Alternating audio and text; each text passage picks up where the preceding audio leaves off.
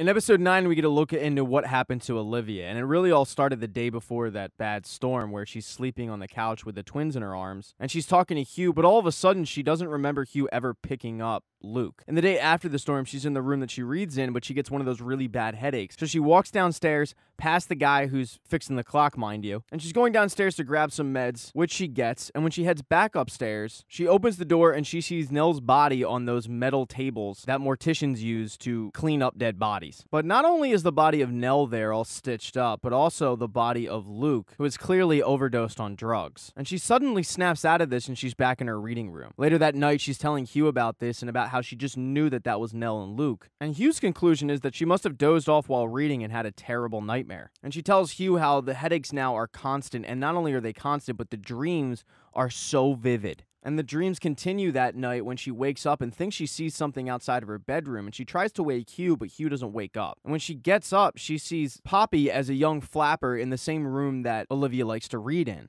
And Olivia asks her if she's dreaming, and Poppy says, of course you are. You're dreaming, I'm dreaming, we're all dreaming. And Olivia mentions to her that the other night she had a dream where she lost her little girl, Nell, and it just felt so real that she couldn't find her. And Poppy tells Olivia that she had a dream too where she lost her little girl, and her little girl was choking underwater. And unfortunately in that dream, her little girl died. And she also dreamed that her little boy, his legs just stopped working one day. And all he could do was just bang on the walls all day and night, but that finally stopped when he died. But both of those instances were just a dream. And then she woke up and they were safe in their beds. And at this point, Olivia and Poppy are both in the twins' bedrooms and the twins are sleeping. And Poppy says, well, what would you do if they were having a bad dream? I mean, a really, really bad dream. Olivia says, I guess I'd have to wake them up. And Poppy tells her, well, I have a secret way to wake them up if they get in that type of dream. And she whispers something into Olivia's ear. And all of a sudden, Olivia snaps out of it and she's got a screwdriver to Hugh's neck while she's laying on top of him. The next night, as she's tucking in the twins, Nell asks her, what happens if I have a bad dream? And Olivia says, what do you mean, about the bent neck lady? She says, no, I mean a worse dream. I mean, what if I dream that you kill us, that you send us away into the dark and we get hurt, and my heart breaks in half and I can't feel anything happy for years, until I can't stand it anymore and I have to die? And then Luke says, what if I'm so sad and scared of the dark out there that I put poison in me?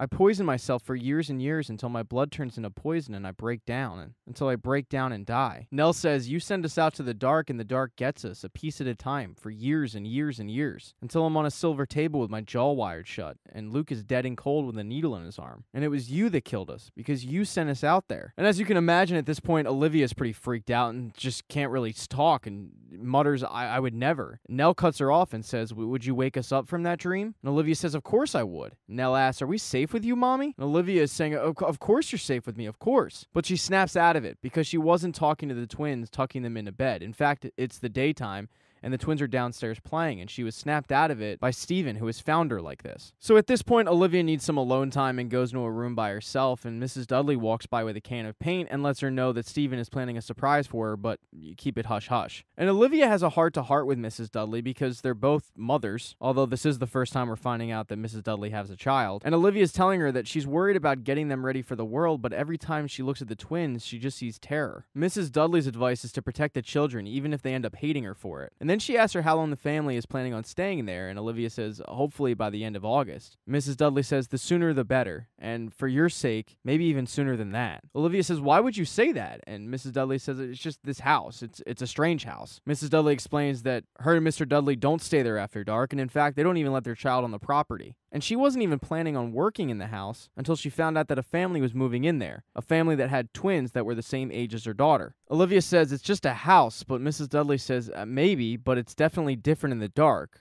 Then again, you know this. Olivia mentions that she's planning on taking a trip to her sister's on Monday, and Mrs. Dudley says it's a pretty good idea. Later that day, Steven presents her with the vanity, and she absolutely loves it, but when she stares into the mirror of it, she sees the bodies of both Nell and Luke, and that's what causes her to punch the vanity. And this action causes Hugh to confront her about it, and she breaks down and says she needs help, and Hugh says maybe Monday's too late for you to go visit your sister, and she agrees. She is terrified at this point. So Olivia heads off to Janet's, but before she leaves, Luke asks her if his friend Abigail can have a sleepover, and since everybody thinks Abigail is an imaginary friend, she says, sure, why not? So at this point, it's just Hugh and the kids in the house, and Hugh continues to work on the mold problem in the basement. But when he peels off the wall that he previously sprayed, amazingly, all the mold is back. And to make matters worse, the kids are driving him nuts, especially when Olivia calls. Now, she tells him that she's at Janet's, but in reality, she's at the same motel that he will bring his kids to later that night. So she heads back that night and goes downstairs to the basement and finds the rat poison and goes to the kitchen and starts mixing it with tea. But Shirley also heads downstairs because she's hungry and needs a midnight snack and sees her mother there and is pretty surprised. And since her mother's acting pretty weird, Shirley decides to go wake up her dad and let her know that her mom's back and she's acting bizarre. Meanwhile, Olivia has taken the tea and gone to the twins' room and finds the twins, but also finds a little girl sleeping in Luke's bed. And this is obviously Abigail. And not only is Abigail real, but she appears to be the Dudley's child. So she wakes the kids up and says, let's go have a tea party in the red room, to which Nell responds, I thought the red room was locked, but Olivia says, I'll give you a secret. We're the key. And sure enough, the red room is open and they enter. So as Hugh starts looking room for Olivia, he can't reach the red room in time to save Abigail, who drinks the tea and dies. But he is able to save Luke and Nell, and as he rushes into the room, he swats their teacups away. Olivia tries to stop him from doing this, but he ends up throwing her up against a wall, where she smashes her head. So at this point, Hugh is trying to get all the kids into the car to get them away from the house as quickly as possible, and all the while, Poppy is whispering into Olivia's ear